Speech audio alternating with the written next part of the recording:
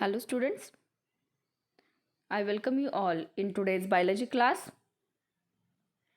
In this class we are going to start the concept of asexual reproduction in multicellular organisms from the lesson Life Processes in Living Organisms Part 2. So previous class में हमने asexual reproduction in unicellular organisms इसमें से जो methods है reproduction के वो 3 methods हमने discuss किए। आज के क्लास में हम देखने वाले जो मल्टी सेलुलर ऑर्गेनिजम्स है यानी कि जो organisms more than one cell से बने हैं तो उन ऑर्गेनिजम्स के बॉडी में जो प्रोसेस होती है रिप्रोडक्शन की वो कौन कौन से प्रोसेसेस है। तो यहाँ पे आज के क्लास में हम डिस्कस करने वाले हैं 5 मेथड्स रिप्रोडक्शन के। उसमें से जो फर्स्ट वन है वो है fragmentation, next one is regeneration, third one is budding, fourth one vegetative propagation and last one जो है वो है स्पोर फॉर्मेशन। तो ये 5 मेथड जो है रिप्रोडक्शन की ये विथ एग्जांपल आज के क्लास में हम डिस्कस करेंगे। तो फर्स्ट वन जो है वो है फ्रैगमेंटेशन, जहाँ पे एग्जांपल मैंने लिया है स्पायरोगैरा का। तो ये जो टाइप है रिप्रोडक्शन का ये मल्टीसेलुलर ऑर्गेनिजम्स में परफॉर्म किया जाता है। So in this process of reproduction, the parent body of organism breaks up into many fragments and each fragment starts to live as an independent new organism. जो parent body है वो parent body break हो जाएगी small fragments में, और जो fragments form हो जाते हैं after breaking of parent body तो वो each and every fragment as a living organism separate new organism वो इंडिपेंडेंट रहना स्टार्ट कर देता है। तो इस प्रोसेस को हम कहते हैं फ्रैगमेंटेशन की प्रोसेस। तो ये जो रिप्रोडक्शन है वो कुछ अलगी जो है like spirogyra and sponges like sycon sponge, तो इसमें ये परफॉर्म किया जाता है। तो इन केस जहाँ पे plenty of water and nutrients available है यानी कि अबंडेंट फूड जहाँ पे अवेलेबल होता है तो वहाँ पे स्पायरोगैरा जो है इसके जो फिलामेंट्स होते हैं वो ग्रो हो जाते हैं, और ग्रोथ के बाद ये जो फ्रैगमेंट्स है ये जो फिलामेंट्स है ये क्या हो जाते हैं स्मॉल फ्रैगमेंट्स में ब्रेक हो जाते हैं, और after breaking each and every fragment जो है वो इंडिपेंडेंट रहना स्टार्ट करेगा और न्यू स्पायरोगैरा का फाइबर जो है इससे फॉर्म हो जाता है।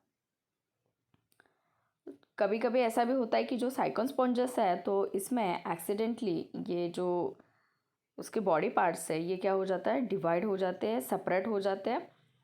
तो इसमें भी अगर फ्रैगमेंट्स फॉर्म हो गए तो ईच एंड एवरी फ्रैगमेंट जो है ये बाद में न्यू साइकोन में कन्वर्ट हो जाता है, ग्रो हो जाता है और वो इंडिपेंडेंट रहना स्टार्ट कर देता है।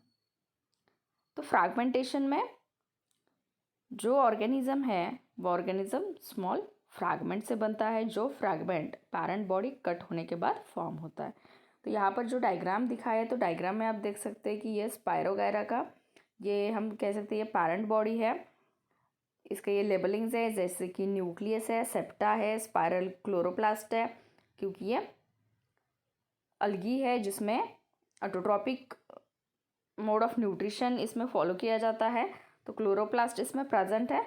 तो इसकी जो बॉडी ये ब्रेक हो गई है 2 पार्ट्स में, और ये जो फ्रैगमेंट्स बन गए हैं तो ये फ्रैगमेंट्स आफ्टर देयर ग्रोथ ये इंडिपेंडेंट रहना स्टार्ट करेंगे। तो ये जो प्रोसेस है तो इसको हम कहते हैं फ्रैगमेंटेशन। अब हम नेक्स्ट वन बात करते हैं। सेकेंड जो प्रोसेस है मेथड है असेक्सुअल रिप्रोडक्शन की, तो वो है रीजनरेशन। तो रीजनरेशन में आपने एक सिंपल एग्जांपल अगर हम देखेंगे तो वॉल लिजर्ड आपने सबने देखी है कि जो अगर टेल इसकी कट हो जाती है तो कुछ समय के बाद जो बॉडी होती है लिजर्ड की तो उसके ऊपर टेल का फॉर्मेशन हमें दिखाई देता है।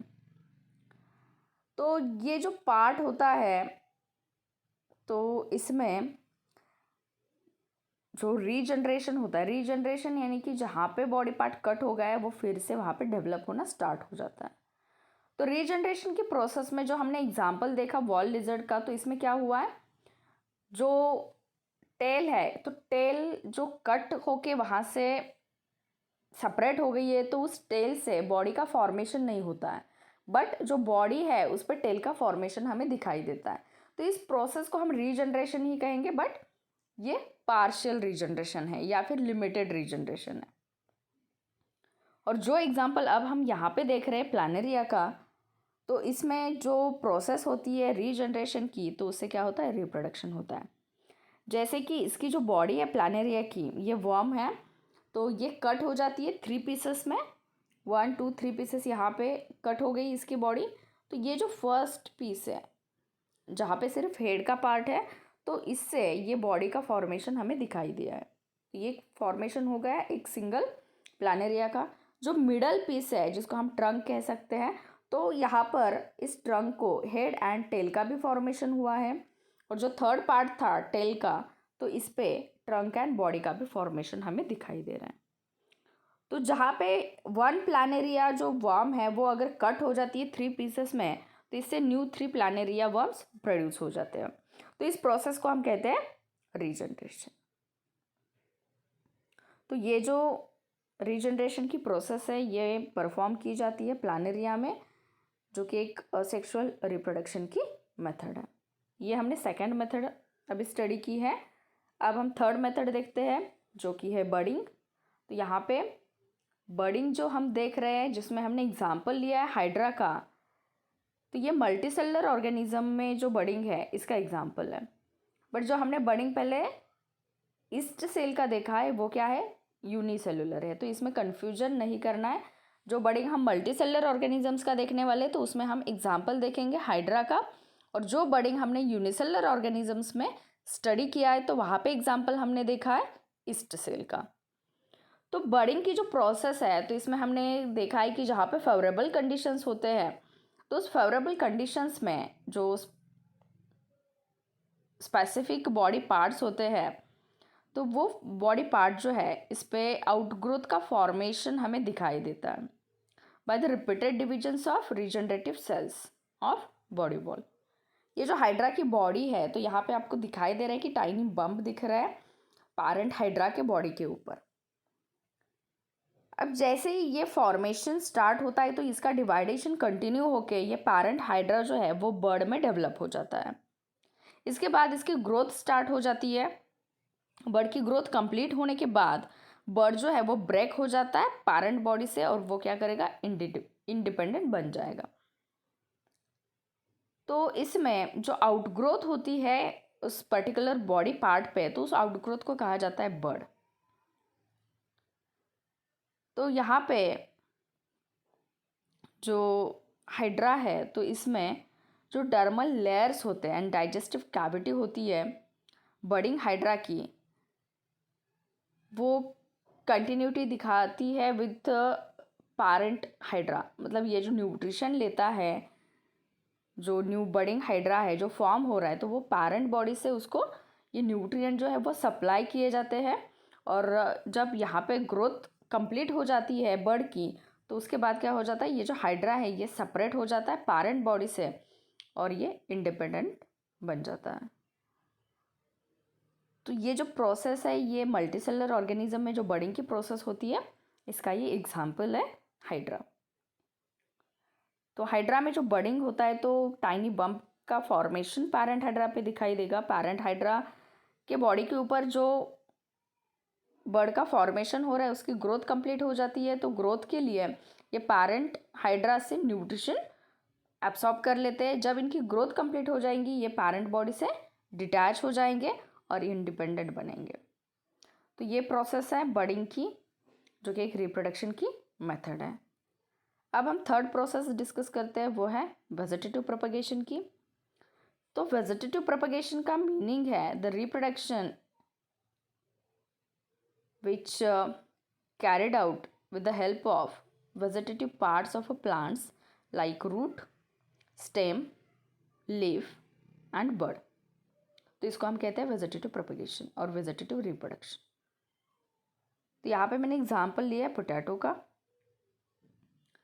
तो जो आई और बर्ड फॉर्म होता है जो उस ट्यूबर पे प्रेजेंट होता है, तो उससे न्यू प्लांट का फॉर्मेशन होता है।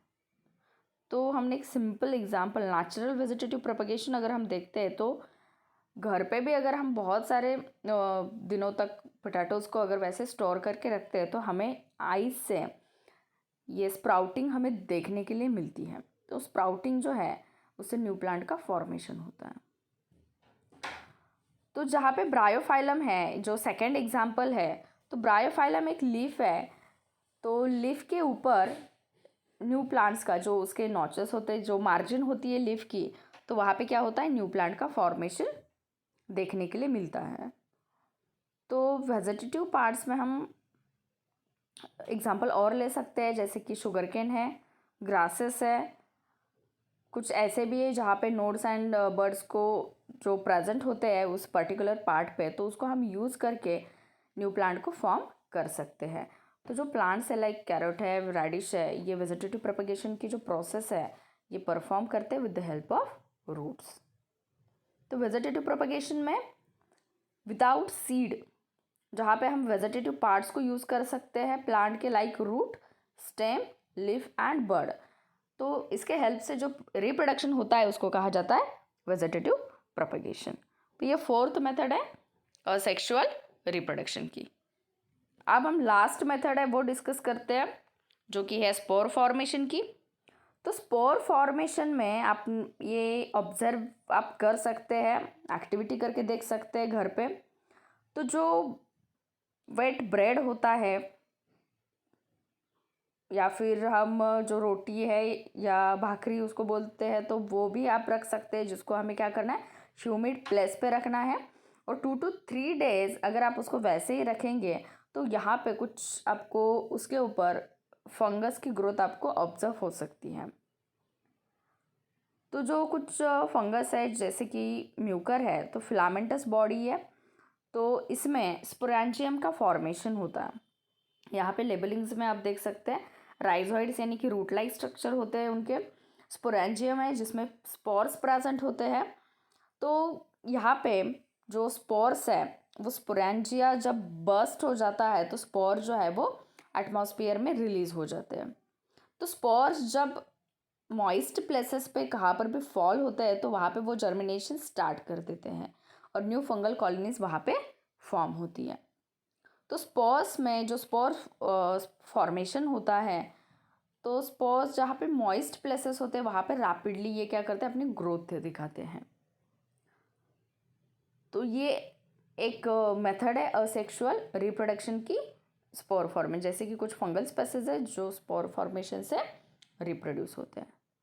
तो यहाँ पे हमने आज 5 मेथड जो है असेक्सुअल रिप्रोडक्शन के मल्टीसेलर ऑर्गेनिजम्स के वो डिस्कस किए। First one fragmentation, second one regeneration, third one budding, fourth one is vegetative propagation and fifth one is spore formation. तो आज के होमवर्क में ये 5 जो मेथड्स है, ये 5 मेथड्स एक्सप्लेन करने हैं विथ डायग्राम। नेक्स्ट क्लास में हम सेक्सुअल रिप्रोडक्शन का जो पार्ट है वो स्टार्ट करेंगे।